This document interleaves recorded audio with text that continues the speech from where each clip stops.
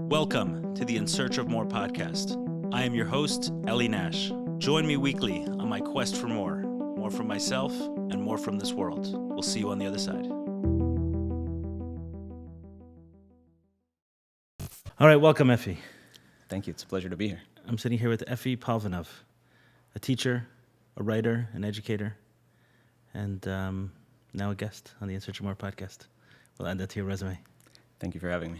Okay, so you teach biochemistry and physics, is that correct? Biology, chemistry mostly. Biology and chemistry. Other high school, sciences too. in In high Toronto. school. Yeah.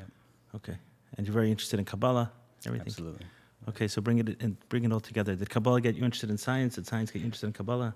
I think both at the same time. I think when I was in university doing my studies, biology, chemistry, and just seeing the amazing engineering of life, exploring the cell, you're sitting there memorizing all these amazing pathways, enzymes and proteins, and seeing the organelles and how the cell functions like a little city, and everything is perfect, like clockwork, and super fast too.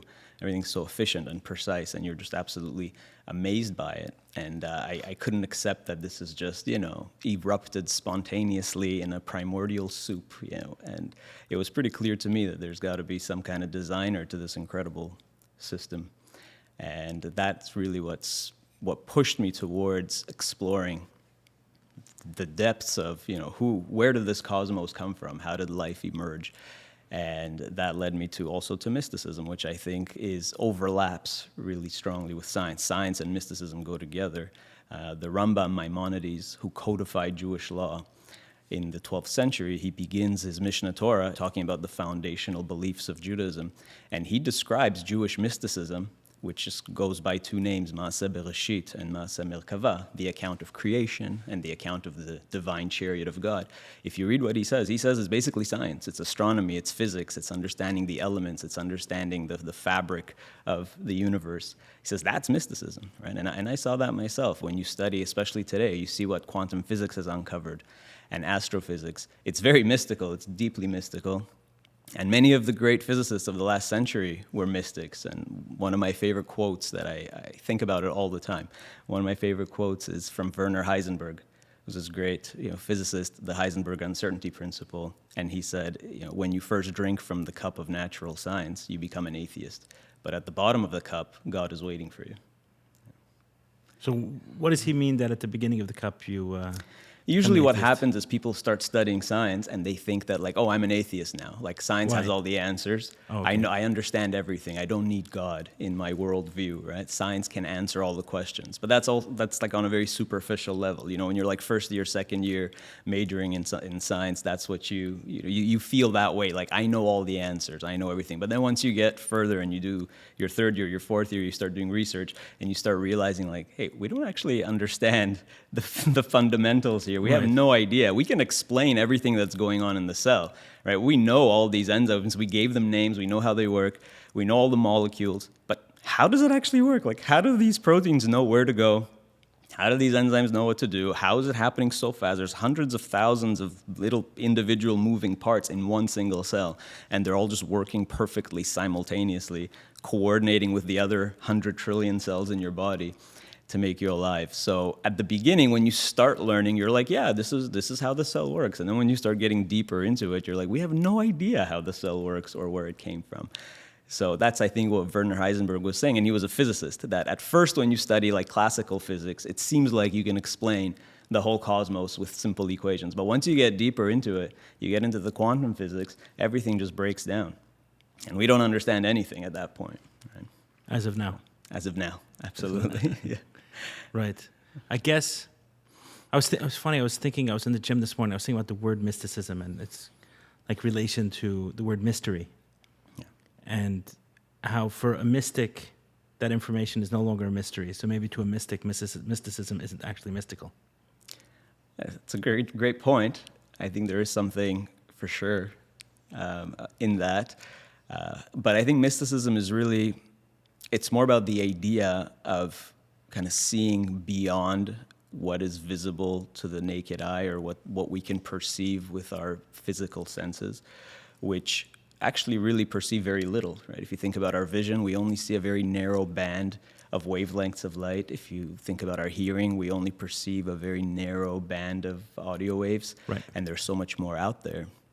And I think the classic analogy for me for understanding mysticism, or in Judaism it would be called Kabbalah. What does it mean, Kabbalah? Like, what does it mean to be a mekubal, a Kabbalist, right? Kabbalah literally means to receive. It's a reception. And being a mekubal, being a Kabbalist, is really literally being a receiver. So what does that mean to be a receiver? And I think the perfect analogy for that is in this room right now, is there music? Do you hear music right now? I don't hear music. You don't hear music, right? But this room is full of music. Objectively, this room right now is full of music. And not just one song, many songs are playing right now. You take a radio, you turn on your radio receiver, there you go. The music is there. The music is here. This room is radiating right now with radio waves that are carrying music. It's just that our ears can't perceive it. We can build some piece of technology to tune into those frequencies that our ears can't tune into. And here you go, the room is full of music. And I think that analogy is perfect for understanding Kabbalah and being a mekubal, literally a receiver. Like a radio receiver, it's like tuning in to frequencies that we don't perceive naturally, and hearing the music, the hidden music, seeing things that we wouldn't normally see.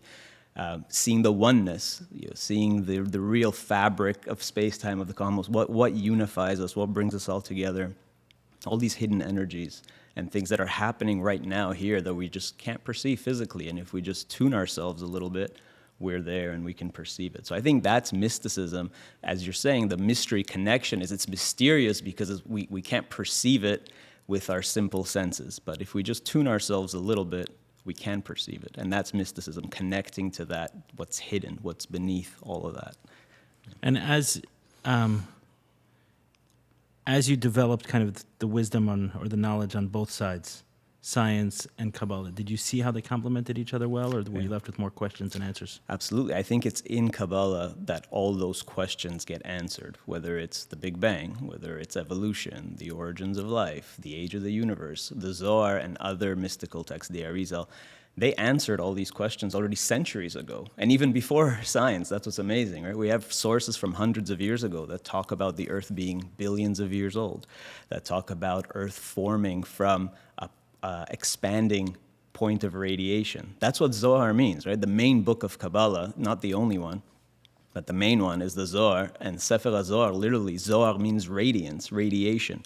And the name comes from the fact that it begins by describing creation. And it asks, what does that mean that God created from light? The first thing we read in Genesis is the first thing God said, Yehi Or, let there be light. Well, so what does that mean, that everything came from light? And the Zohar says that God made a Nikuda Chada di Zohar. He made a little point of light, of radiation, Nikuda Chada di Zohar, and that point burst and expanded and ultimately condensed into all matter. From that point, God made everything. From a Nikuda Chada di Zohar, that's where the name Zohar comes from. And if you ask a modern-day physicist, they'll tell you exactly the same thing. The universe began with a singularity, a tiny small point that burst in this rapid inflation, expansion, and all of that ultimately condensed into matter. So it's really the same thing. What the Zohar is describing, and the Zohar was published in the year 1290. So over 700 years ago, the Zohar is saying something that scientists only uncovered in recent decades. That's incredible. From a science perspective, that's a discovery or a hypothesis? It's a thought?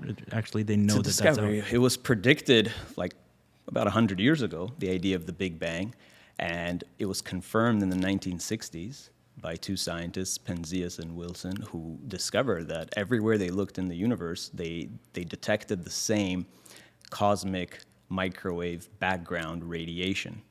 And they were able to show that that's essentially the aftershock of the Big Bang. That radiation is still pulsating throughout the whole universe. So that was the key discovery that confirmed the Big Bang. It's kind of the unifying element behind all creation. Right. So when we were kids in yeshiva, the Big Bang was thought of as completely antithetical to Judaism. Right. You're saying it's not. Right. So, I used to work at a very ultra-Orthodox yeshiva where that would have been completely taboo. Like if I would bring that up, I would automatically get reprimanded for it. was even threatened with getting fired for even suggesting this idea, for even bringing it up. It was so taboo. And I think that it just comes out of fear. It essentially comes out of fear and ignorance, where people don't know what it is, and you tend to fear what you don't know. And the reality is that the Big Bang is the greatest piece of evidence proving the Torah's account of creation, right? So really, religious people should be embracing the Big Bang. Like this, look, scientists discovered what the Torah has been saying all along, that God created from light, that the first thing God created was light. What the Zohar's been saying, that it's all expanding. Like the Gemara even says this. The Talmud says in Masechet Chagigah the same thing, explaining what does the name mean. One of God's names in the Torah is El Shaddai, right? What does that mean? And the Gemara says it's the God, El, that said die, that told this expanding universe, that at the beginning of the universe, when God began creation, it was like, it compares it to like a ball of yarn, and it was expanding, and then God said die. Stop that hyperinflation, right? Which is what physicists would say as well, right? At the beginnings of the universe, there was this massive inflation, and then it slowed down, and then everything kind of condensed into the universe that we know. And the Gemara says this in Masechet Chagigah, like 1,500 years ago, that God began with this hyperinflation, and God is the one that slowed it down. So it's everywhere in Jewish texts, and it just takes somebody to read both, understand both, and say, hey, this is saying the same thing in just slightly different language. So I think in the ultra-Orthodox world, there's just a fear of it, and they just don't know anything about it. And if they did know about it, then they would embrace it, because it's the greatest proof for it confirms what the Torah is saying. Are these ideas you're sharing, are they new to you, or others who study both subjects would agree? No, I don't think they're new at all. I'm like, to paraphrase others, but I'm standing on the shoulders of giants, and others have said these things before me, and more famous and more well-known authors and people. Gerald Schroeder is one, who was a physicist at MIT, and he wrote several books on the subject. And later, he actually, when he retired from MIT, he was at Aish Torah Yeshiva in Jerusalem, and when I studied there, I happened to sit in on his classes. And a great mind. So he's very well known as somebody who's an actual physicist from MIT, who did a lot of the pioneering work in this field, and many others who have seen this and spoken about this, even going back, not necessarily with the Big Bang, but with other issues like the age of the universe and evolution. We had great rabbis going back to the 1800s already talking about this back then. So it's not new. And within the school you're a part of, they accept these ideas? Right. So right now the school that I'm part of is more what you would call perhaps modern Orthodox or Dati Leumi, religious Zionist. It's a Bnei Akiva school. And so they're very open to these ideas, actually. They embrace this because the idea is you want to combine, secular wisdom with religious wisdom and show how they don't contradict. Right? So there's value in all wisdoms, and you want to be scientific, and you want to be rational, and you want to be logical. So the school that I'm at now, thankfully, does embrace these things. And you see that the students love it, right? And the students have their questions answered. And when you make it taboo, that only makes students, question and want it even more. Now it's something, why do they not want us to learn about this? And so when you're open about it and you actually discuss it, it ends up being better for the students and healthier for them, and it strengthens their emunah. It's a huge chizuk, as opposed to just forbidding it. Right. And then it's always that tempting taboo thing, Right. I'm thinking if there were two concepts when I was in yeshiva that were kind of off limits, and I grew up going to an ultra-Orthodox yeshiva, it was the Big Bang and evolution. So what do you do with evolution? So evolution, you have to understand what evolution is. In the simplest terms, it's just that species change over time. And we see that. I mean, you can't really deny it. It's happening all around us. Living things change. Right? Human beings change. Bacteria change, viruses change. That's why there's always new antibiotics being developed, new vaccines being developed, because the old ones don't work anymore, because the microorganisms adapt. And so we see that happening all around us. So you can't really deny evolution. Living things change all the time. And I think that the debate is regarding the mechanism of how things change and to what extent do they change. Right. So will they actually speciate? Will they change so much that they become totally different species? And there's room to debate that. But in terms of the fundamental ideas, again, the Zohar speaks about this. The Zohar has a passage where it says, it actually starts by saying the world is a sphere, that the whole world is midgalgel, like a igul, like a kadur, like a ball. So the earth is spinning like a ball. Is that Kol Hamil Galgel? There's like a song that's like very famous in the medicine community. Not sure. I don't know if it's Galgal. related. Kol Galgal, Hamid Galgel, is that it? No, I don't No, think not it's that, related to okay. That's not the wording in the Zohar so Okay, much. fine. But the Zohar says that the earth is spinning like a ball. Okay. And that's how the passage begins. And it says that all over, which is already amazing because we didn't know that we didn't confirm that the earth is rotating until the late 1800s. Right. So the Zohar already That in the was 13th round, yeah. century is saying, and this is also before Columbus, not that Columbus discovered that the earth is round. That was known much before. It's a common misconception that Columbus discovered the world is round. It's not true.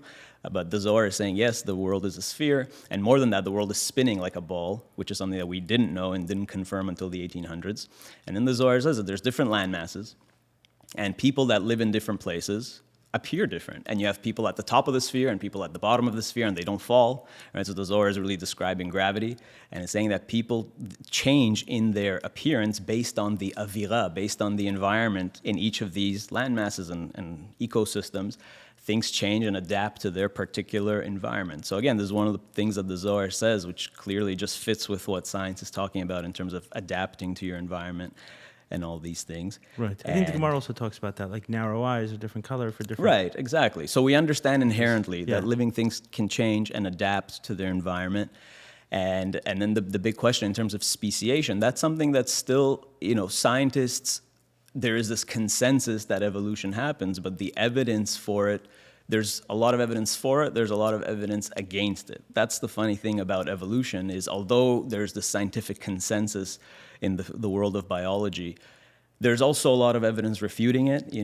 Charles Darwin, when he proposed his ideas of evolution through natural selection, he said we would expect the tree of life to appear a certain way, that it starts very narrow and then over time expands, right, to accommodate all the new species that emerge. But the actual fossil record doesn't show that. The fossil record is very punctuated, and it's kind of narrow, and then there's like an explosion of life, and there seems to be this like what's called punctuated equilibrium, that there's like sudden bursts of life and then nothing. There's like no speciation for eons of time, and then boom, there's all this life. So there's like, for example, the Cambrian explosion, that 560 million years ago, roughly, there was suddenly like all the major life forms all emerged at the same time, 560 million years ago. That's a big problem for evolution because it's like evolution, what Darwin predicted and what the early evolutionists thought is that you'd have like this gradual evolution and more species over time, but that's not what we see. We see mass extinction events and then mass proliferation of life and mass extinction and then nothing happens in between. And so ultimately, long story short, we get to this idea that it seems again that there's somebody pulling the strings here, some greater mind that's behind the path of evolution. And so what I believe and what many others do as well is in this idea of theistic evolution, that yes, evolution happens, but it's impossible to happen without some kind of God figure who is essentially running this process and guiding this process.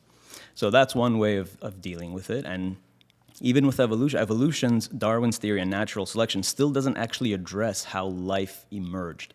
So once there is life, yes, species change. But where did life come from? Right. Where did the first cell come from? How did DNA emerge? DNA is this perfect little, almost divine molecule, right? And it's encoded. It's a code. So who encoded it? Codes don't just generate themselves spontaneously. So it almost implied, like the DNA and the cell itself kind of screams out that there is a creator here, that somebody designed me.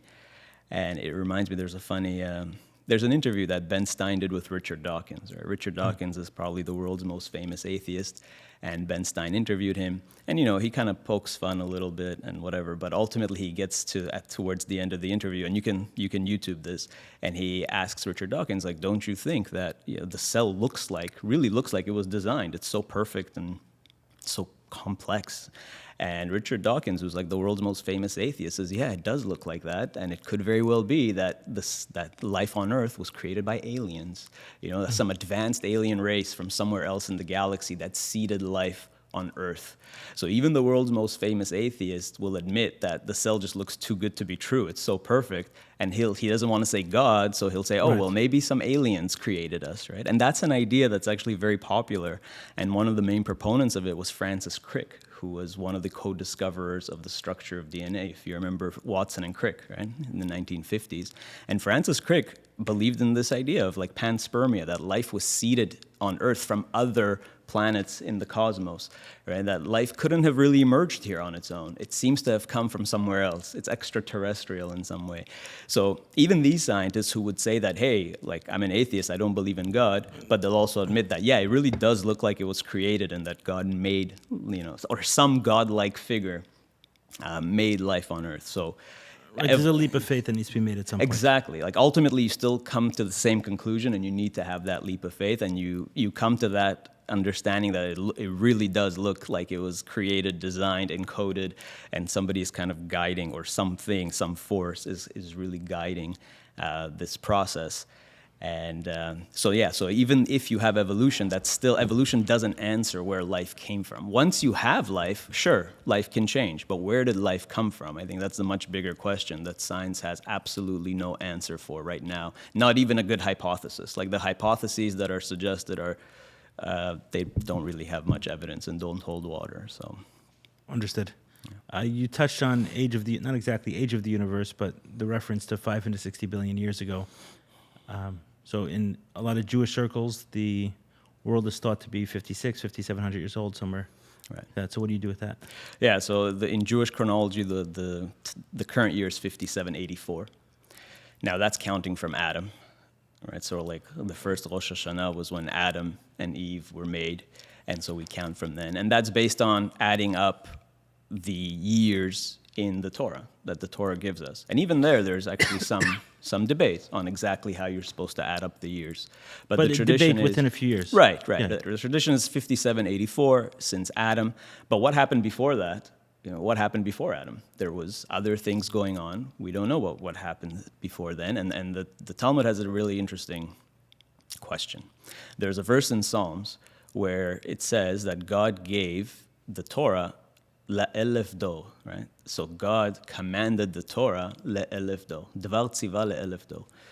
So what does that mean? He gave the Torah to the 1,000th generation. If you say that God gave the Torah for 1,000 generations, that's a problem because the Torah is supposed to be eternal. So how could God only give it for 1,000 generations, right? And then what? So you have to say la'elef dor means that God gave the Torah to the 1,000th generation, and that's how our sages read it. But now there's another problem. If God gave the Torah to the 1,000th generation, when we actually count the generations in the Torah, from Adam to Moses, to whom God gave the Torah, was only 26 generations. Right. So Moses is the 26th generation from Adam. So that's not the 1,000. So how did you get 1,000? So the Gemara says there must have been 974 generations before Adam. Now, what does that mean? 974 generations before Adam. How do you and there's different ways to understand that idea that there were 974 generations before Adam. If you look at it from a perspective of time, that there were 974 generations of time before Adam, well, how much is a generation? A generation is 40 years in the Torah. Right? Like we sing it in our prayers. It's in Tehillim, 40 shana akut bador, that a generation is 40 years, 40 shana. So a generation is 40 years. And then you multiply that by 974. And then at the same time, we have this understanding that since we're talking about pre-human time, so for us humans, time is a certain way, but God's time, heavenly time, is different. Again, there's another verse in Psalms that we say in our prayers that 1000 shanim be'enecha keyom etmol, that 1,000 years for us humans is for God just like one day, or like one passing day. So based on that, one of the rabbis that spoke about this was Yitzchak D'man Akko, who again lived about 700 years ago. And Rabbi Aryeh Kaplan brought forth the original manuscripts from all the way back then. And he said, you have to look at time here as divine time, not human time. So if you have 974 generations, 40 years per generation, and these are not in human years, these are in divine heavenly years. So then you have to multiply by another 1,000 and by another 365, because 1,000 years for us is just one day for God. And when you do all the math, it works out to something like 15 billion. Right? So you have sources going back, again, centuries, more mystical sources that talk about the cosmos being billions of years old, and based on just verses from the Torah, just on verses from Tanakh, right? You take some verses from Tehillim and a statement in the Talmud, and it's like, oh, look at that. Based on these verses, we have to come to the conclusion that the cosmos must be billions of years old. And it's amazing because the modern scientific estimate is that the universe is about 13.7, 13.8 billion years. And What is that information based on? From the scientific perspective, just based on estimates like looking at that cosmic microwave background radiation that we mentioned earlier, looking at the expansion rate of the universe and all kinds of things like that. When you put all those numbers together, the estimate is 13.7 billion years. It's a long time. Yeah. Absolutely. But what's amazing that, again, we have sources going back, mystical sources going back centuries that are already making that argument that the universe is billions of years old. Is there anything you're sitting with today that you're wrestling as a potential contradiction between Torah and science? Something that you're working out? I don't think so. I think that there are no contradictions ultimately between Torah and science, and there can't be. Many sages have said this, that Torah is about truth and the pursuit of truth, and science is ultimately the same. Good science, real good science, is about the pursuit of truth. So how can they contradict? Right? They're both true. So if you think that Torah and science contradict, then it must be that you either misunderstand the Torah or you misunderstand the Sure, science, but then you would right? say there's never a contradiction, right? When you go when you're going to this explanation, because you're giving the answer at the end, you're saying eventually this is going to resolve itself, right? So you're approaching it from a standpoint of it's not a contradiction, but you may have a question. Yes, I think Yes. the idea is that it can't contradict. If both are true, then they can't contradict. So let's find a solution. So you can start looking Right. and see, hey, let's try to make sense of this. Can we understand this? You read something in the Torah that seems a little strange, maybe contrary to what we understand today. Say, well, can we make sense of this, and put it together? And I haven't had a situation where I wasn't able to find a solution and harmonize Torah and science. Are there some that may be interesting to hear about? Some of these kind of ideas that you wrestled with and came to a Yeah, one that comes to mind is lifespans of Adam, for example. In the early generations, when you look in the Torah, it says that Adam lived 930 years, right? And various other people lived 900 years, 800 years, 700 years. Right. So how did they live so long back then, right? And it seems also like from a scientific archaeological perspective, we don't necessarily have evidence to suggest that people ever lived so long. So how do we make sense of this? So I think there's a few ways to do it. One of the ways that I wrote an essay on once in one of my books, and I thought like this. Our sages say that Adam and Eve, first of all, were originally made enclothed in garments of light. Kutnot or, like they were like beings of light. That's actually the name of my book, Garments of Light. That's where it came from. So that idea of our sages saying that Adam and Eve were beings of light. And we're also told that God showed Adam and Eve, or God showed Adam specifically, the whole cosmos, from one end of the universe to the other, all of time and all of space, through this divine light. So there's this association with Adam and Eve and those early generations being able to somehow use light to see the universe, to see across time and space, to traverse time and space. They're described as beings of light. So I thought about that and I said, okay, well, we know something amazing from a scientific perspective today that, thanks to Albert Einstein and others, that the universe, that space and time are not separate. There's one fabric of space-time. And if you manipulate one, you can manipulate the other. If you bend space, you can bend time. So something that has an extremely strong gravity would warp space, but it would also warp time. So that was, for example, in the film Interstellar. I don't know if you've ever seen it, but that film was a very scientifically accurate film, and it explored that notion of what happens when you're moving in space out in the cosmos and you're trapped in a very strong gravitational field. Time would warp for you, and time would go slowly for you. So on Earth, it might be several years, and for you, it might just be several hours. And so gravity can warp space-time, right? And depending on your speed as well, time would shift. So if the faster you are moving, the closer you approach to time, to the speed of light, time slows down. At the speed of light, time stops. There's like no time at all at the speed of light. What does that mean? there's no time. Like it's almost like photons don't experience time. So particles of light, photons, don't experience time. There's a formula called the Lorentz transformation. The Lorentz transformation is to calculate that what's called time dilation. How does time shift with changing speeds? And as you approach the speed of light, when you get to the speed of light, if you plug in the speed of light, you get 0. And so it's like there's no time at the speed of light. But if you get really close to the speed of light, you see how the effect of the time dilation. And so when I was playing with this formula, and I said, well, what if Adam and Eve really could go near light speed? If our sages tell us that Adam and Eve saw across the universe and almost like traversed the universe, what if they really had like, light speed technology? They had light technology, maybe that's what it means. So if you plug in into the equation a speed close to the speed of light, and you look at that time dilation factor, it works out that Adam's lifespan was close to like 80 years. Like roughly a normal human lifespan. So if he what really did you calculate his speed based on? So the speed of light is about 300,000 kilometers per second. So if you plug in that number into the Lorentz transformation, you'll get, it doesn't work, right? Because at that time, that speed, time is 0. But if you plug a number really close to that, and it's arbitrary, admittedly, but if you plug a number near light speed, but not at light speed, and you do the time dilation factor, you will get like 930 years of Adam's life was like 78, 80 years, depending on which number. Again, you can play with the numbers, but you'll get something around 80 years, which is like, wow, that's amazing. That's like a normal human lifespan. But because if our sages say he had this light technology, then that would explain if he was able to traverse the universe at near light speeds. That would explain how for him, it would have just been 80 years, like a normal human lifespan. But on Earth, 930 years would have passed meanwhile. And so the Torah tells us he was 930 years old. I think that's one intriguing possibility. I'm not saying it's fact, it's just one idea that I had years ago, and the numbers work out. And so I think that's an example of how you have a question in the Torah, and that doesn't seem to match up with what we know scientifically. But with a little bit of digging, you can actually find a fairly reasonable solution using what our sages themselves said about who Adam and Eve were and what they were like and what kind of life they had. Understood. Okay, you mentioned your book, Garments of Light. What's that about?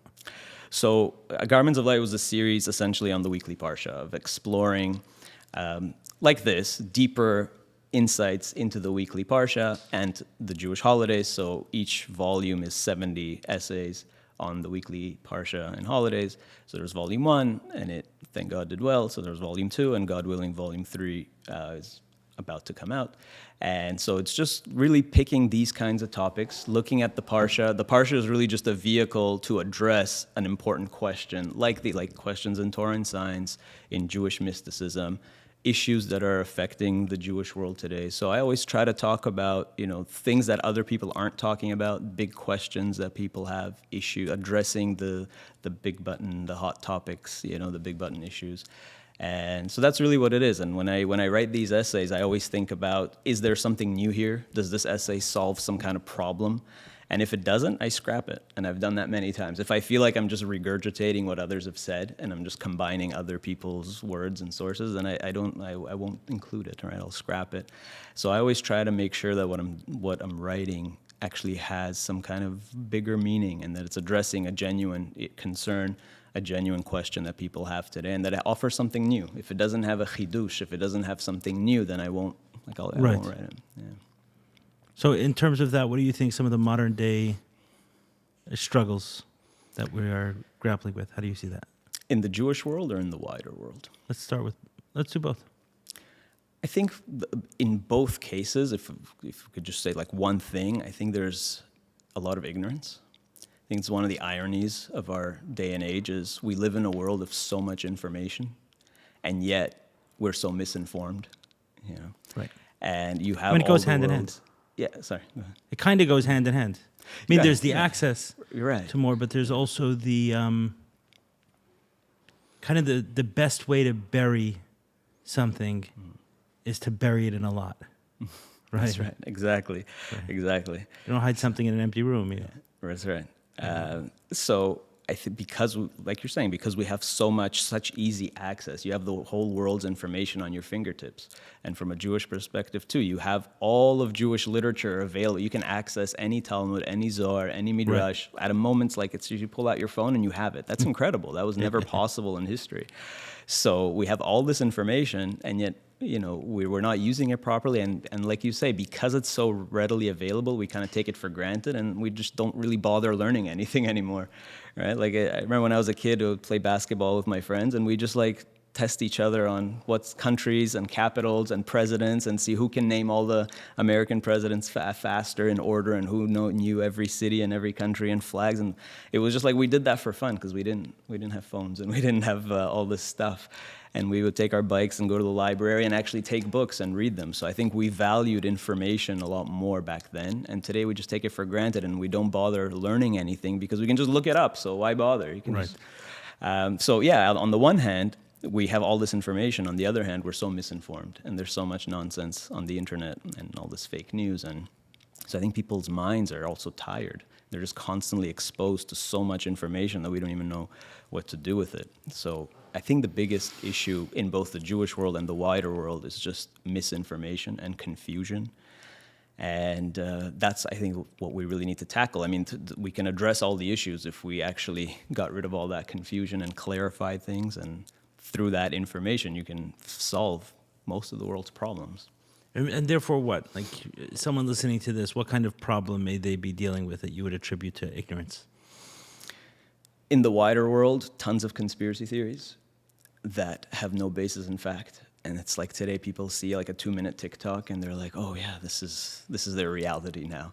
And then that affects how people live. That affects what they do and how they view the world and how they treat others. You see, there's a lot of like hatred in the world. We should be at a time of so much unity in the world and understanding, and yet it's the opposite. It's like we're constantly being divided, put into groups, right? Everybody's got their thing. Nobody wants to listen to each other anymore. There's all this hatred and mistrust and so on, and it's coming again from all that like misinformation. If people actually knew the real history of something and whatever, that we'd have less of that, right? And that's in the wider world. In the Jewish world, you also have issues like people want to live meaningful, spiritual, productive, happy lives.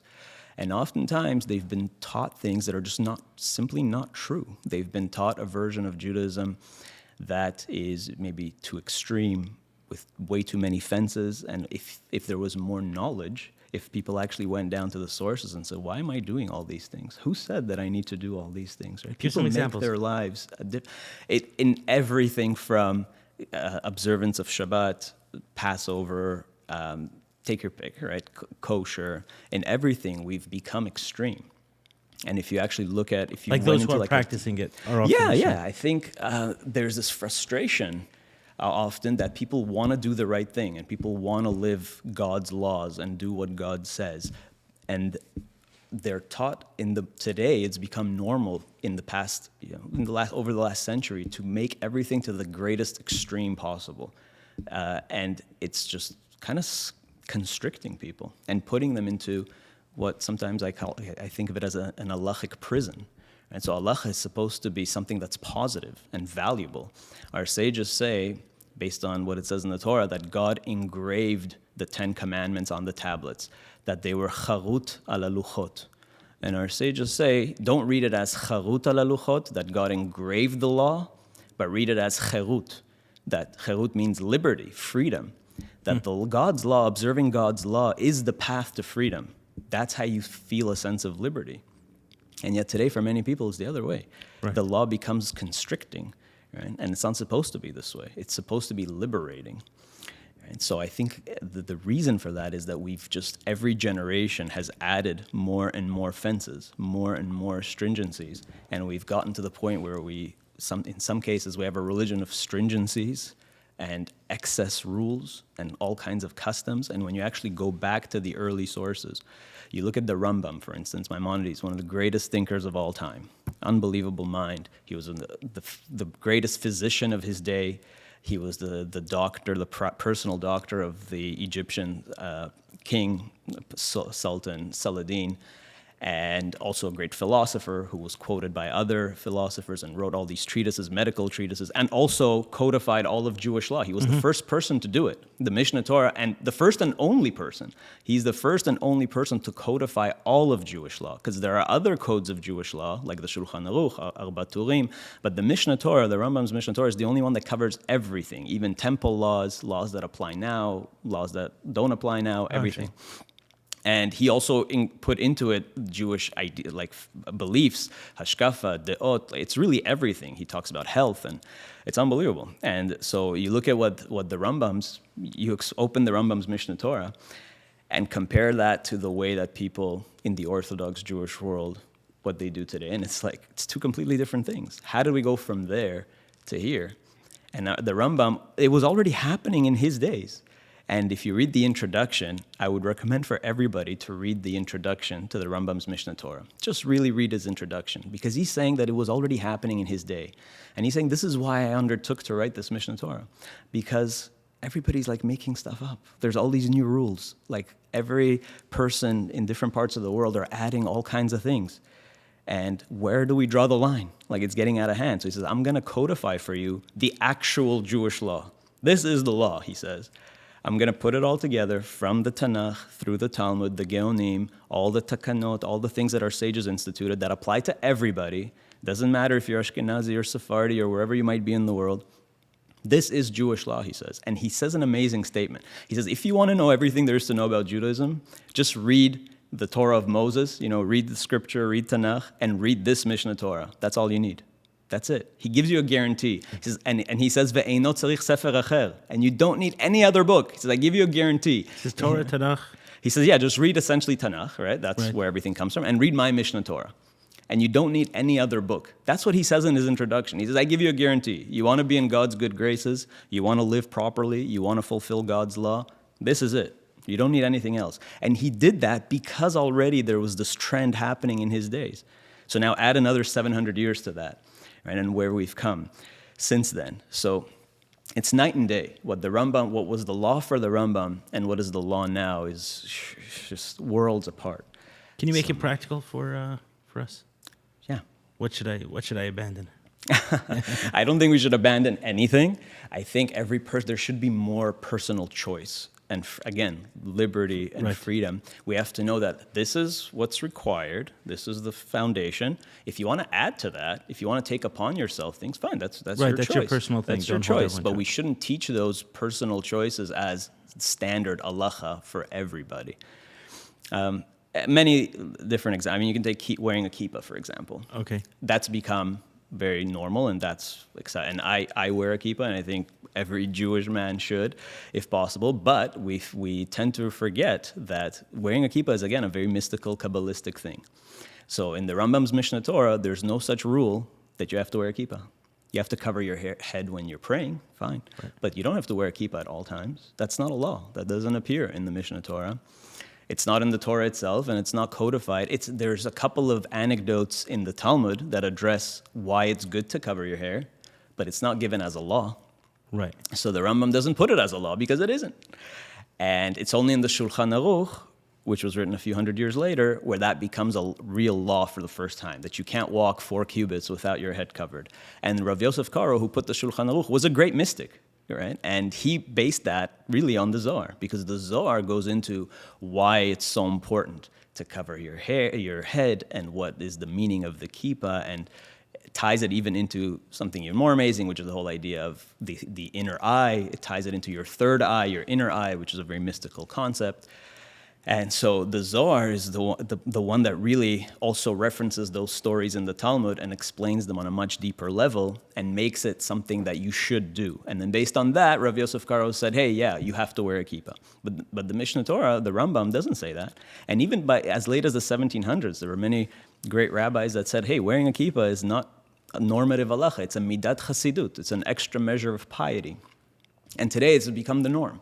Right. And so people should know that, look, yes, it's a great thing to do. It has a lot of mystical meaning. I do it, and we should encourage other people to do it. But at the end of the day, it's technically not halacha, right? And it's not in the Torah, and it's not in the Mishnah Torah. And it's something that's based on more mystical principles. So that's one little example. Right? And there are many others. Right. Are there some examples with kosher? Because I've kind of wondered about that. I'm on my own journey with it. And I've kind of wondered what kosher would have looked like, I don't know, hundreds and hundreds of years ago. And I don't feel like it would look like OU, okay, Pashkas, Levers. Like, Absolutely. Yeah, a lot of things when it comes to kashrut, right? You look at everything from the obsession today with removing bugs, non-existent or sometimes existent, but microscopic bugs from lettuce and strawberry, to the point where you have certain rebbeim saying you're not allowed to eat strawberries or never eat raspberries. Like now it's like raspberries are not kosher because it's like impossible to remove the bugs from them, right? Or figs or whatever. Like how do we get to this point? right. We're breathing bugs in. What's that? I said we're breathing bugs in. Yeah, there's bugs everywhere. You can never get rid of them. And how far do you go? Like, where do you draw the line? Today we have people using fluorescent bulbs and looking at every individual piece of lettuce under almost with a magnifying glass. Like, where do you draw the line? Do we start bringing out the microscopes now? Am I supposed what did God really want? We know, like, God was saying don't eat bugs. He meant, like, don't literally go out there and eat bugs like they do. Let's say if you go to East Asia, if you've been there, you walk down the street and they have like fried whatever, every kind of critter and that you can, creepy crawlers that you can eat. God meant like don't eat bugs. He didn't mean if there happens to be by accident some microscopic thing on the lettuce that you had no intention to eat anyways. Obviously that's not what was meant. But today we, again, so extreme that you want to have a salad and you have to like examine every single thing under the, with a magnifying glass and a lamp and whatever. You have no intention to eat bugs, right? That's not the point. And people scare you and say, oh, well, make sure you do this. Or if you don't, it's like eating pork. It's like 5 times worse than eating pork. No, it isn't, because you have no intention to eat the bug and you're doing your basic due diligence to clean it. The Rambam didn't have fluorescent lamps and magnifying glasses. So like, what are we? And again, if you read what he says about it, it's a lot more lenient. Like, it's all about intention ultimately, right? And you do your basic due diligence, you've washed it, and you eat it. Like if there happens to be some microscopic bug in there, okay, so what? The New York water supply, this is something that's fairly well known. The New York water supply is full of little crustaceans. It's in the water. Right. If you're drinking tap water, it's there. So you're not going to get rid of it. So that's an example of with the bugs and the food. And the same is true for things like eating dairy. The idea of Chalav Israel, the idea of Pat Israel, of wine, right? Stam yain, or whatever you want to call it, yain akum, like non-Jewish wine. All these things, I gave a class about it not that long ago, about the 18 decrees of Beit Shammai. All these things are among the list of 18 rules that were instituted by Beit Shammai, who they were like the extremists. And we never, in Jewish law, we're not supposed to follow Beit Shammai, right? The Alacha ke Beit Hillel. The Alacha should always follow Beit Hillel, who was more logical, more reasonable, more loving, more open, welcoming. We're not supposed to follow. And yet here, these 18 rules of Beit Shammai, it's like people follow this and they think it's somehow a good thing to follow the rules of Beit Shammai, whereas our sages say you shouldn't actually follow Beit Shammai. So why are we doing these things, right? And Beit Shammai only pushed these laws through a Sanhedrin that was not technically valid. It says, the Talmud describes this event as a really tragic event, as a day that was as bad as the golden calf, that Beit Shammai locked the sages like in an attic and forced them by like almost threatening them with their lives, right? Like at the tip of a sword, like you're going to accept these rules. And it was in the context of a wider war against the Romans. And Beit Shammai was motivated to make these rules to kind of like separate from the Romans and weed out any traitors and things like that. And yet somehow that's become in many ways like normative halacha now. All these rules of Chalav Israel, Pat Israel, and these are things from Beit Shammai.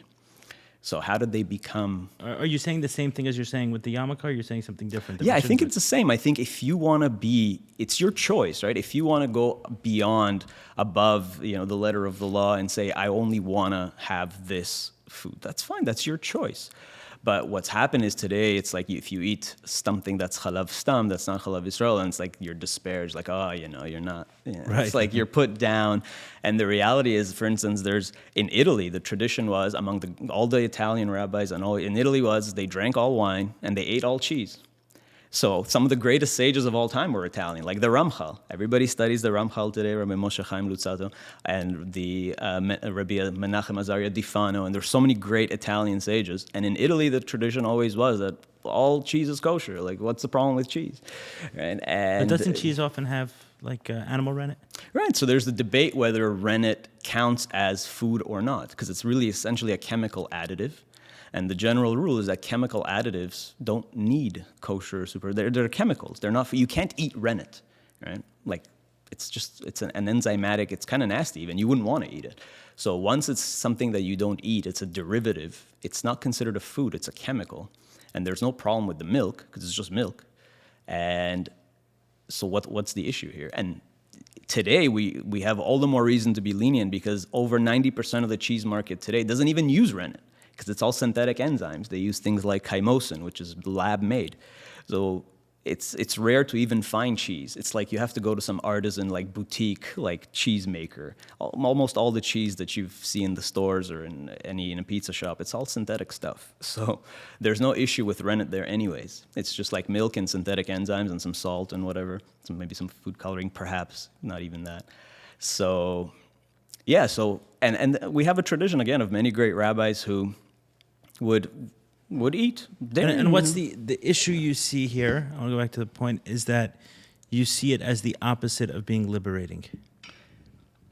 Which part?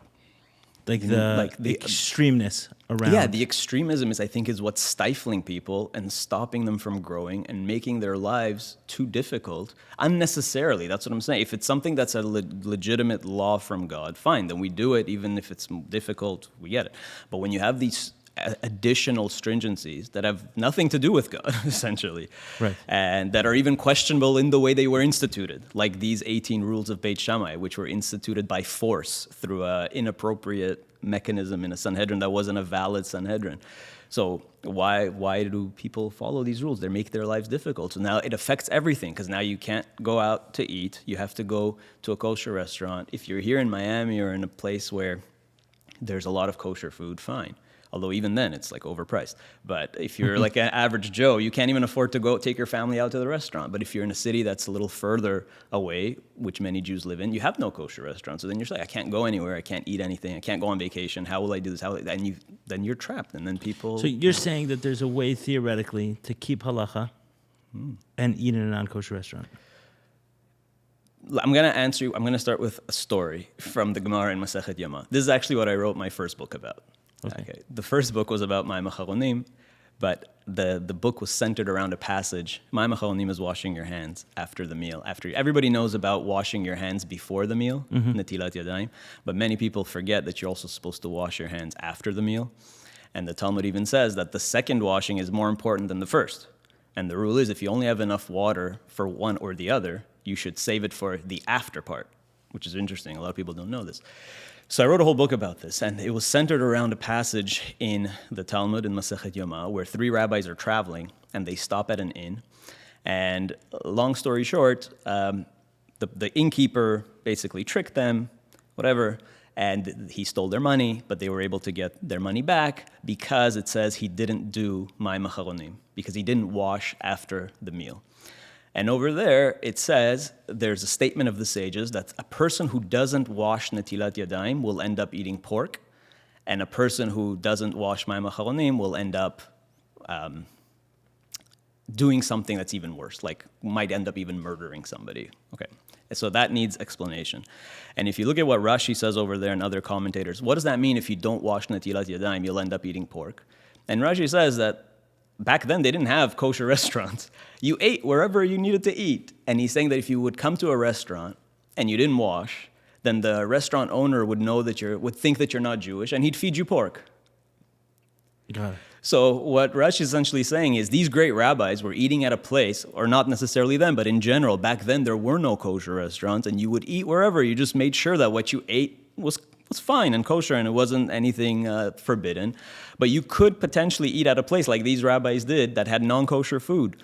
So Rashi is saying that if you didn't wash Netilat Yadayim, then you might end up eating pork in this non-kosher place.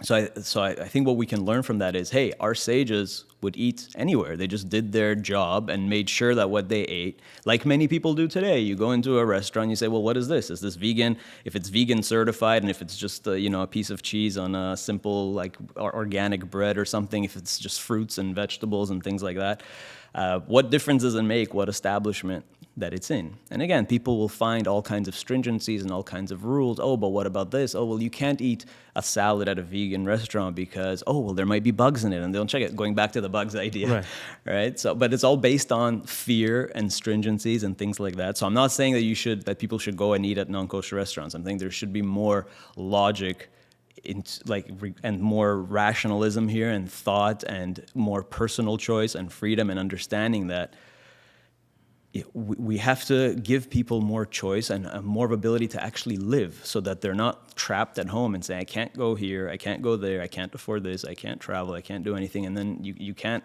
what is your whole life?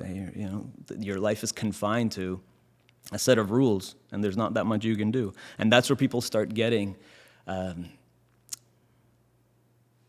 feeling stifled and wanting out. Yeah, and then they start having a negative reaction to Judaism, and they start to hate what they're doing, right? And that's what actually, going back to the 18 decrees of Beit Shammai, what it says over there is Rabbi Yoshua said it was such a tragedy. He says that this kind of thinking is going to destroy Judaism, because what's going to happen is people are going to end up being not Jewish at all.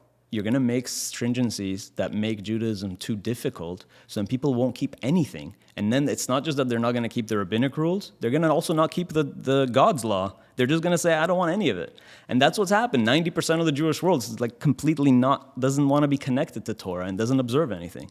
And a lot of the times, with people that I speak to all regularly, why aren't you more connected? And they just don't want it. They say it's too much. They see it all as too much. Why would I voluntarily take upon myself confine myself with all these rules?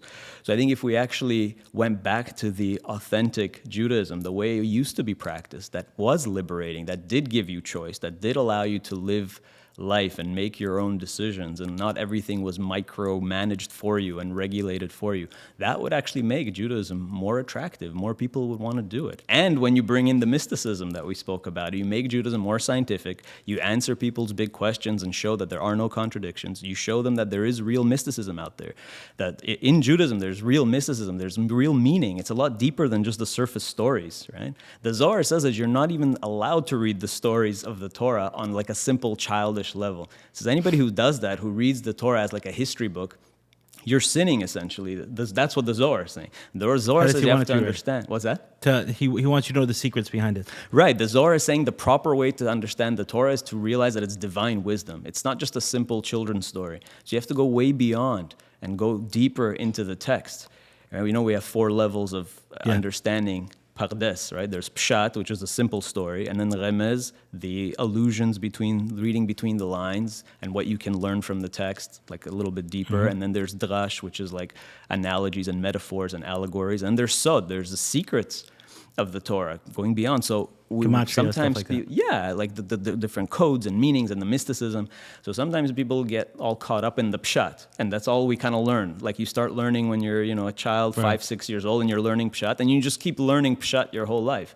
And the Zohar says that's a big mistake. The Arizal says that to fulfill the mitzvah of Torah study, you have to study Torah on all 4 levels, on Pshat, Remez, Drash, Sod. And if you don't, you haven't fulfilled the mitzvah of Torah study. And he says you'll even reincarnate. Even if you are perfect in all other ways and you're a perfect tzaddik, you will reincarnate until you learn Torah on all 4 levels. And the Chida, Rav Chaim Yosef David Azulai, a little bit later said, if you look at the word Pardes, and you remove the S, the Sod, the Samech, you're left with Pei Reish Daled, which is Pered. Separated. Pered means, the root is to separate, but Pered means a mule. So it's you're going to end up being a mule if you don't study the Sod. You have to go deeper, right? And if you take a drush, you're left with ox. Well, right? a par, yeah. If you also take that out, for sure, then you'll have a bull or an ox, yeah. So that's the idea. So we want to make Judaism more mystical. We want to make it more scientific. We want to make it more rational. We have to understand, going back to the food issue, we have to treat halacha scientifically and logically. So you look at something that's a piece of, like glass, for example. Glass doesn't absorb things, right? Glass, that's why in the lab we use glass. Glassware, chemistry labs use Right. glassware because glass is inert and it doesn't absorb anything. And Sephardi halacha always stated that glass is perfectly fine to use, like to kosher for Passover or between meat and dairy. It's actually really simple. You just wash it because Right. it doesn't absorb anything. So Ashkenazim were very stringent on that. But if you have a glassware, it doesn't absorb anything. So even theoretically, even if somebody ate non-kosher food on this glassware, you can just rinse it and like wash it properly. Oh, I thought that was halacha. Okay, I thought that was the way it was practiced. I thought that's Not for everybody, Oh, okay, I know right? that. Because a lot of people think that, oh, well, it had non-kosher food on it. That's it. It's like non-kosher forever until you like blowtorch it and put it in the mikveh and whatever, all these things. So what I'm trying to say is you have to be scientific about things like we know stainless steel basically doesn't absorb anything. Glass doesn't absorb anything. So we have this notion that a person ate on this dish and it absorbed and then there's like pork molecules inside, and if you eat it then it's like you're eating pork. No, that's not scientifically accurate. That's not a fact, right? That doesn't happen. And as long as it was washed, and plus if it was washed in soap and whatever, you've already made it pagum, you've already destroyed whatever was there, it's not considered food anyways. So if we knew all these halachot, people would realize that Judaism is actually a lot simpler. Same thing with like an oven. People today feel like they need to get two ovens. You have to have a meat oven and a dairy oven. If you look at the halachic sources, it's not true. You could cook meat and dairy in the same oven if you just know the halachot and do it in the right way. Right? So there's all these excess stringencies that we've created for ourselves that just makes life more difficult. And Judaism would be much more valuable, liberating, attractive, if we just, and I'm not advocating for reforming anything, I'm just advocating going back to what the authentic halacha always was. How did our sages practice Judaism 1,500 years ago, 1,000 years ago? If we could all go back to observing Judaism like the Rambam did, Judaism would be much healthier. And I think the Lubavitcher Rebbe understood that because the Lubavitcher Rebbe instituted studying the Mishnah Torah.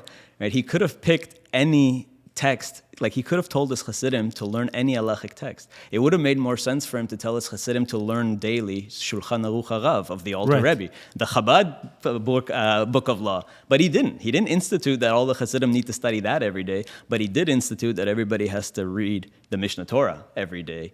And I think because the Lubavitcher Rebbe was a very worldly person, and he was himself had a scientific training. He had a degree in electrical engineering. He studied philosophy at the University of Berlin. So he understood these things, and I think he realized that Judaism needs some restoration. And I think Crown Heights, which is where I grew up, I mean, we were sufficiently strict. Mm-hmm. So, but to support what you're saying, when I left yeshiva and departed from the ways that I was raised in, it was the difference between non-Chalav Yisrael and pork were, I don't know, pork, man, I didn't go that far, but certainly non-kosher meat were essentially negligible. They were one and the same.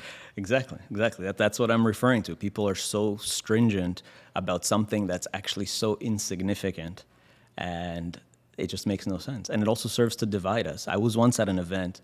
I think the Alter Rebbe said that non-Chalav Yisrael could lead to, not halach, I don't think. I think he says it more in, like, maybe the Tanya or somewhere else, that it can lead to hardening the heart towards God. But now you're saying also like the yarmulke, right? It's we call ourselves Hasidim, right? I mean, that was the idea. That it's a people who are acknowledging we're going above and beyond, right? What you're saying is, like, don't make the bare minimum the basic. I'm saying no, don't make the extra don't make the bare the minimum. extra. We've made like the most ultra stringencies. We want to make every Jew, like every average Jew, every beginner, every new convert, every Baal Tshuva, we want them to be like the greatest mystic of all time. Like one of these great sages like 500 years ago that were like ascetic and like took upon themselves every possible stringency and every possible penance and every possible whatever to observe every little custom. And it's not possible, right? There has to be, my brother and I talk about this, that Judaism, that we should come up with, sometimes we joke about this, that Judaism should be like a martial arts system where you have a white belt and then you can graduate to like a yellow belt and then a green belt or whatever, and then eventually you can become a black belt, but you have to start off with a white belt. And the issue is that we like want everybody to be a black belt, like right from the get-go. Like you want to convert to Judaism, we won't convert you until you're like a black belt Jew and you're fulfilling every halacha like perfectly, right? and we'll wait until you, and only then we'll convert you, which is also not halacha. You look at what the Gemara says about how to convert and what the Rambam says about conversion. It's actually much simpler. You can convert a person on the same day that they come to the Beit Din and want to be converted. You just ask them a set of simple questions. Do you understand that Jews suffer persecution? Do you still want to join us? Yes. Are you going to give up all your idols and just worship one God? Yes. Okay, great. Let's go to the mikveh, right? And then the Gemara says, and the Rambam codifies as law, you put them in the water, like to their neck, and then you just tell them a few simple rules of Judaism and a few complicated rules of Judaism, some hard mitzvahs, some easy mitzvahs. They accept, they dunk, they're Jewish. Like we know the story of Hillel, who converted the guy on the spot, right, with his leg up. He says, convert me on one leg. No problem. You're a Jew. Zil Gmor, go learn. All right. So it was never, there's this new idea today, something very recent, that if you want to convert to Judaism, it's going to take, 2 years and all this hard work, and you have to do all these classes, and you have to learn every halacha, and you have to write this 20-page test and know everything that like a rabbi knows. Like, why? That's not genuine halacha. And that's why people want to convert. I talk to people all the time that want to genuinely convert, and they're just pushed away for no reason, and it's just, the whole thing is upside down, right? It shouldn't be so difficult. We have to make Judaism more open, and that's how, I think, long term, that's how Judaism is going to succeed. Like we face so many external threats as Jews because there's so little of us. We're easy to pick on. Right? But imagine if there were more Jews in the world, and there's so many people that want to be Jewish. Like, open the doors, make it simpler. You're not making it simpler, you're just making it the way it was always meant to be. Like the Gemara says. The Gemara even says that, why were we put into exile? Why were the Jews exiled? What's the deeper reason for that? It's not just that we were punished. We went into exile to draw converts.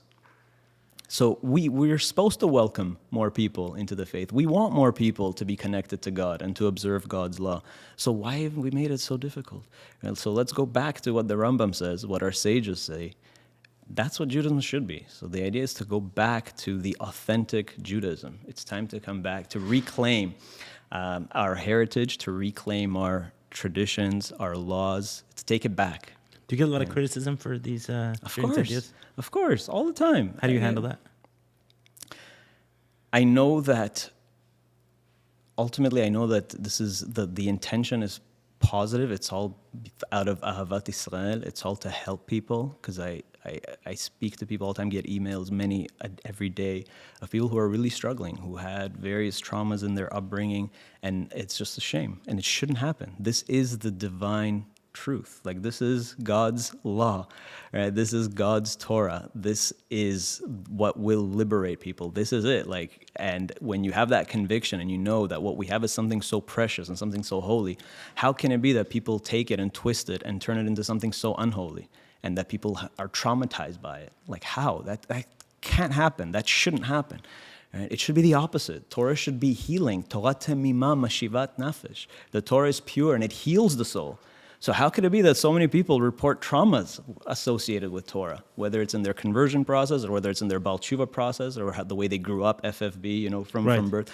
How can it be that so many people are traumatized by Torah? It can't be. That doesn't make sense.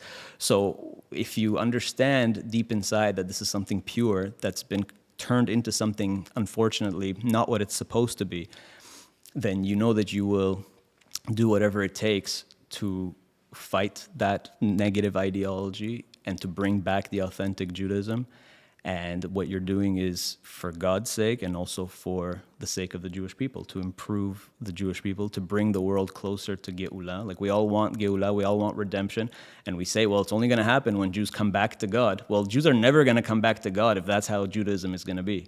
So the only way to bring it back is to restore it, refine it, and that's what God wants of us. That's what God expects from us. So each one of us has to go out there and share these messages and wake people up and say, we're not going to do this anymore. We've done this too long. We've waited 2,000 years. Let's go back to the way Judaism is supposed to be. That's going to bring the redemption forever, our personal redemption, so that we live good, meaningful, productive, spiritual lives, and the redemption for the whole world. Thinking, I was last year I went on an ayahuasca retreat, and some of us were Jewish, some of us were not, some of us were religious, some of us were not, some of us were on our path, and one of us was a rabbi, and one of us was a rabbi, and two were Baal Tshuvas, And at some point, like, all the food was vegetarian, all the food was vegan, all the food was like straight from the earth. I don't remember what the rabbi was doing particularly, but there were two who were Baal Teshuvos who were on this, and they were we can't eat this. I went to a kosher store and they're buying pretzels that can last for, 17 years with all sorts of things. Like, wow, like the quinoa isn't kosher, this is kosher. Like, how did this happen, right? But at some point, the rabbi who was there, like, he was getting, I think it was like there was something about the fridge on Shabbos, and it wasn't until Shabbos that it was recognized that that the lights weren't turned off. So he said, like, take a fork, go like this, and open it in some weird way. Right. And the two guys reacted very strongly, like, how could you? And he said, listen, before Shabbos I wouldn't, but once it is, you have an LED, it's with the power. There's enough leniencies here. And they started challenging him, and I'll never remember what he said. He said, he said, my rabbi taught me to be machmer about being makel, right? That we should be strict about being lenient. Like, find the leniencies. At the end of the day, if you showed this to me 2 hours before Shabbos, I would have figured out how to turn off the light. Yeah. But we're not all going to sit here not eating, having a miserable Shabbos because... That's Judaism. You have to be practical, and you have to know how to apply the law. And the Gemara itself says, koach heter adif, that permitting something is preferable to forbidding something. And what it really means is anybody can forbid something. Forbidding something comes out of ignorance. When you don't know what something is, okay, it's forbidden. Yeah, like a bad accountant will tell you. Yeah, not a write-off, not a write-off, not a write-off. By default, everything is forbidden. It takes real wisdom to permit something, right? So that's why our sages say that koach heter adif, that it shows that you're wiser if you actually know the law enough to, assuming that it's something that's genuinely permissible, obviously, that you're able to permit it. It takes more wisdom to permit something than to forbid something, because by default, we forbid everything. So forbidding something that's potentially perfectly fine comes out of ignorance. And the more you know, the more you'll be able to properly understand what's permitted and what's forbidden. So, got it. Do you consider yourself a rabbi? No, I don't. I don't like the title, and people refer to me that way. I always tell them not to. But people refer to me that way. I mean, the Chacham Tzvi said, the Chacham Tzvi was one of the great Ashkenazi authorities, right? The father of Rav Yaakov Emden, the Yavetz. And he refused the title of rabbi. He said he wanted to be called the Chacham Tzvi. And he said that Chokhmah is something that honors the person who carries that title, and rabbi is a title that buries the person who carries it. And the Sephardi sages, the truth is, didn't use the title rabbi. Right? They always used, to this day, the preferred term was Chacham. Because also, what is a rabbi is a very difficult question. And in technical terms, nobody is actually a rabbi today, because we don't have the smicha, the original smicha ceremony doesn't exist anymore, right? And could only exist from Moshe to the next Sanhedrin. Yeah, once the Sanhedrin was disbanded, genuine smicha disappeared. So today, being a rabbi is really just a certification, and it's a piece of paper. And that's, to some people, that's whatever. Right. And I'm not, that's how it is, that's the world. But generally speaking, there's another statement that Chazal say that Gadol mi Rav Rebbe, Gadol mi Rebbe Rabban, Gadol mi Rabban Shmo. So greater than a Rav is a Rebbe, Gadol mi Rav Rebbe. Greater than a Rebbe is a Rabban, because that was a title reserved for the president of the Sanhedrin. But the greatest of all, greater than the Rabban, is Shmo, a person's own name. Right? And the greatest sages in history, like Hillel and Shammai, we don't call them Rabbi Hillel and Shammai, we just say Hillel, right? Like the early sages just went by their names. So the greatest title is ultimately your own name. You don't need a title. I like it. You said earlier about when you talk about the bugs and kosher, that it's all about the intention. So is there a way you would explain to someone who doesn't understand much about Judaism why kosher is so central? What is the driving message behind kosher? To keep your soul pure, right? That's essentially what the Torah is saying, that you will be impure if you eat impure things. And it's all about purifying your soul and thereby making your soul, again, more sensitive. To go back to what we started, you want to be a receiver for the divine. And it's refining your soul so that you can receive those higher frequencies. And for that, you need to refine your soul. So you don't want something that will make your soul impure. That's clear in the Torah. It says that nitmetem bam, right? That your souls will become impure through these impure foods. And we have to understand also, what does that mean that something is impure? Like, what makes pork impure? Like, a pig is an animal, just like any other animal. So, like why? Cows, Yeah. So, I mean, other than the fact that certain animals just look messier and dirtier, right? But aside from that, You the can have it animal even could within be the same animal, right? yeah, A cow exactly. could be kosher, right? non-kosher. Exactly, Parts of a cow exactly. could An be animal kosher. could be perfectly clean, and even kosher animals have impure parts. So we have to really understand what that means on a mystical level.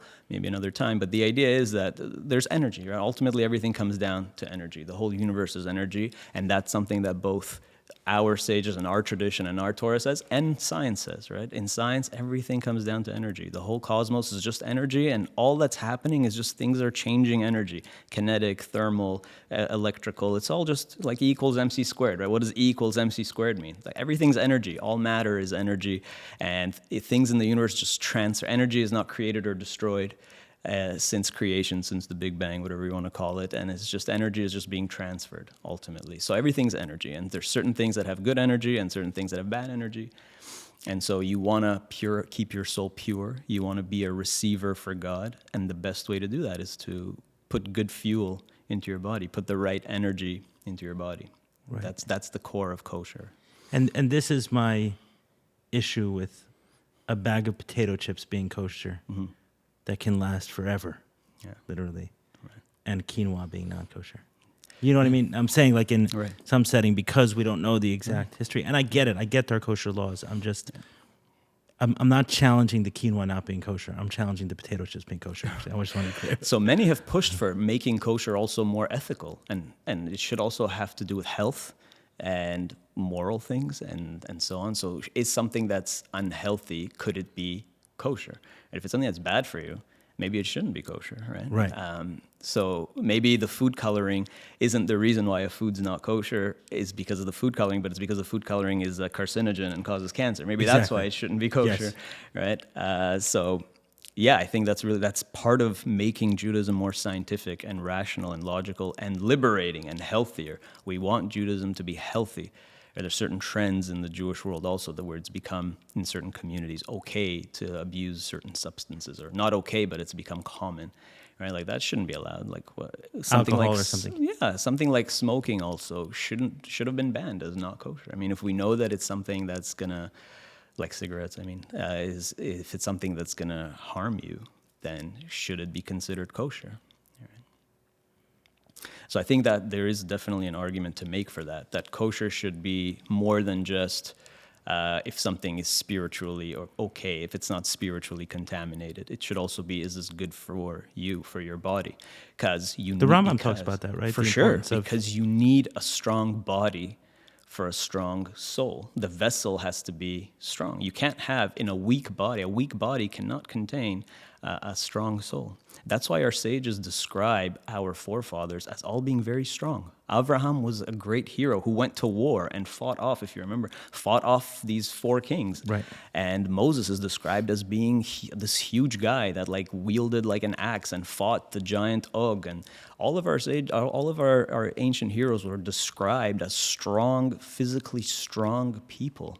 And so you have to be strong. And that's another reason why Jews are sometimes easy targets for anti-Semitic attacks, for violence, because oftentimes you have like a group of Jews that are walking, and there are these like lanky kids that sit and learn all day and whatever, which is wonderful that they're learning, but you also have to be strong. God wanted us to be tough, right? God is called, throughout the Torah, you see that God wants us to be strong physically and fight. Like all of our heroes, all of our forefathers are always fighting. They're always engaged in combat and strength. God himself is called Hashem Tzvaot, the God of legions.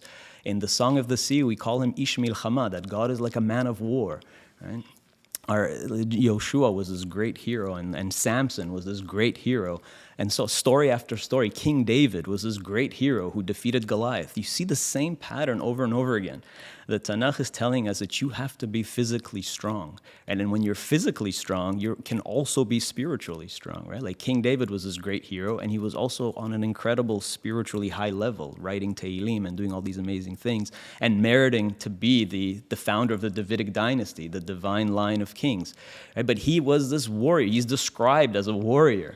Same thing with Samson and so on. So we have to be strong. And you mentioned the Rambam. The Rambam says playing sports is a mitzvah, and he even gives examples. He says mishak kadur, that's his words. He says playing with a ball games is a mitzvah. Right. And he even concludes that passage. You have to read it. He uses different examples. He says like grof also, like boxing, martial arts, ball games. He says all of that, he says, is a mitzvah. And he says don't let anybody tell you otherwise. He says, people who say that it's bitul Torah, that it's a waste of time, he says they don't know what they're talking about. Only fools, he says, say that. Right? He says playing sports is a mitzvah. Right? Oh, I wish I would have had this passage when I was in yeshiva. When I was in yeshiva in Canada, and they forbid sports, and my whole life that was what my That's passion was common. in sports. Yeah.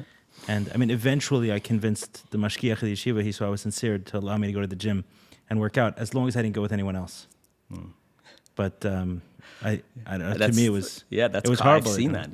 I've seen that. Again, I worked in a yeshiva where again sports was discouraged and was disparaged by the rebbeim as like a waste of time and like whatever. But the reality is that playing sports is mamash a mitzvah and something because it says in the Torah, "V'nishmartem meod lenafshotechem," right? You have to guard your souls and your bodies and make sure you're healthy and strong. So I think today as well in the world that we live in, every yeshiva should have a mandatory like martial arts program, self-defense program. Like Jews are under attack all over the world, and again, we're easy targets. But if more Jews, like this is absolutely vital. This is like pikuach nefesh, right? Like every Jew in every Jewish school should be learning self-defense, martial arts, should be going to the gym, working out. If you're gonna walk down the street as like this like weak, lanky, pale guy, like you're an easy target, right? But if you hold your head up high and you've got muscle and you know how to defend yourself and you've had some Krav Maga and whatever, and you play sports and you're physically fit, people are probably not going to pick on you, right? That's what we need. That the image of a Jew is not like this weak, like hunched over, meek person. The image of a Jew, again, throughout Tanakh and even beyond, is a tough person, is a warrior, a holy warrior. That is the Jew, is a holy warrior. That's what you're supposed to be. It's balancing the spiritual with the physical. Rav Kook said this. Rav Kook was this great genius who gets suppressed today. But Rav Kook supported the Maccabiah Games. He thought it was a great idea that we should be doing this. We should be encouraging more sports. And he said that a Jew should be a fiery spirit encased in powerful muscles. That's what he said. Those are his words. Wow. A fiery spirit encased in powerful muscles. That's a Jew. Right?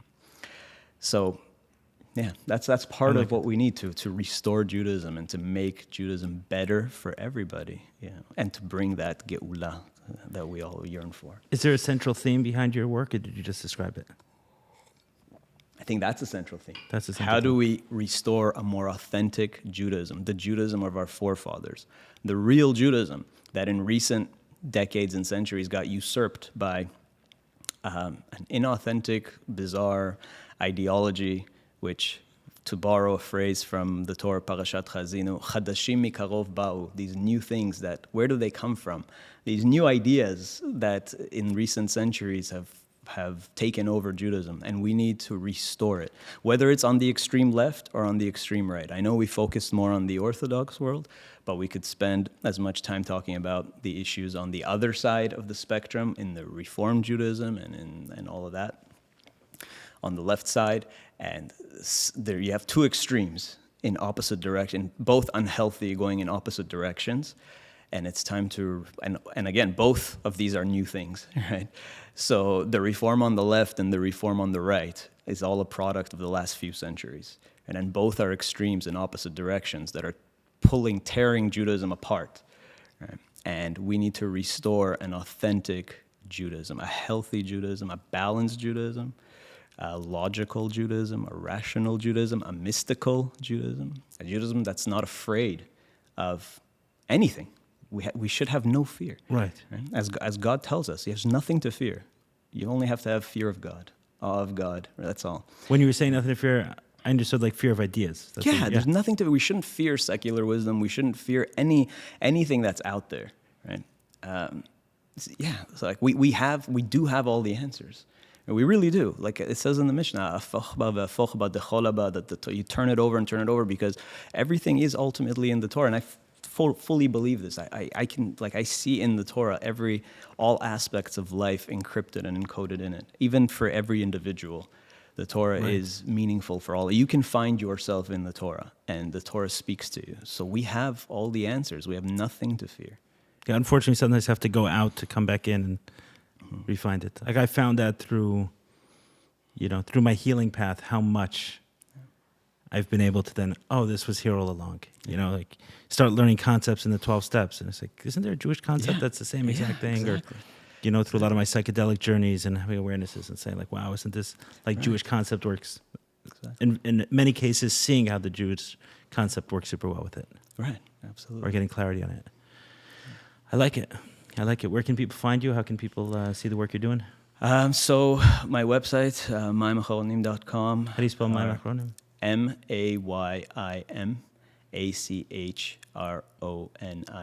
Mayimachronim.com. Or also Palvanov takes you there, .com, takes you to the same site. And the YouTube channel, which thank God started really on a whim. I'd never planned to open a YouTube channel. I don't like being on video. Even this is very uncomfortable for me. I don't like hearing my own voice, but I only did it because of COVID and because we couldn't meet in person. So the classes that I was giving at a local shul, I had to put it on the internet, and I was doing like on a Google Drive, and it kept glitching, and people couldn't access it. So I was like, okay, I'll put it on YouTube. And then thank God it started to grow. So there's a YouTube channel, which is just under my name, Efraim Palvanov, and that's the website, the YouTube channel.